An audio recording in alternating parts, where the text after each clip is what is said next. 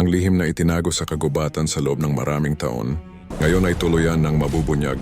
Ang nakaraan, matapos ang matinding sagupaan ni na Habibi at Cindy, hindi inaasahang pareho silang nawalan ng malay. Pagkaraan nito dumating ang puting lobo. Ang puting lobo ay si Mother Lou. Si Mother Lou ay isang makapangyarihang lobo at siya ang tagabantay ng kagubatan laban sa mga mapanirang halimaw na ipis. Alam na ni Sean at Mother Lou ang tunay na pagkatao ni Cindy. Balik tanaw sa kanilang pinagmulan. Si Sean ay isang tunay na avatar. Siya ang inutusan ng hari ng mga avatar upang hanapin si Cindy sa mundo ng mga tao dahil si Cindy ang nakatakdang maging reyna ng mga avatar.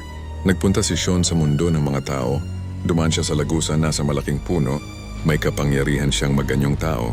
Sa kanyang pagpasok sa mundo ng mga tao, nagkasalubong sila ni Mother Lou. Noong una, galit si Mother Lou dahil inakala niyang isa itong kalaban. Agad namang yumuko si Sean at naganyong tao.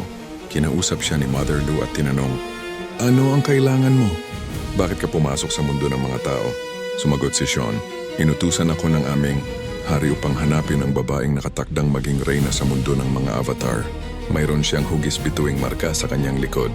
Ang lihim ni Cindy. Si Mother Lou ang nakapulot kay Cindy noon sa kagubatan. Umiiyak ito at hindi niya alam kung kaninong anak ang bata. Dahil sa awa, dinala ni Mother Lou si Cindy sa isang simpleng bahay. Sa tahanan ni Rekmar, sa lugar kung saan nakatira si Habibi. Doon nagkakilala si Sean at Habibi.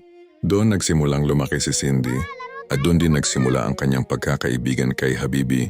Ngunit dahil sa kahirapan nagpunta si Cindy sa ibang bansa, kaya hindi naabutan ni Sean si Cindy. Doon ni Cindy nakilala si David. Si David ay isang doktor at inventor na may malaking paggawaan ng mga futuristic na sasakyan.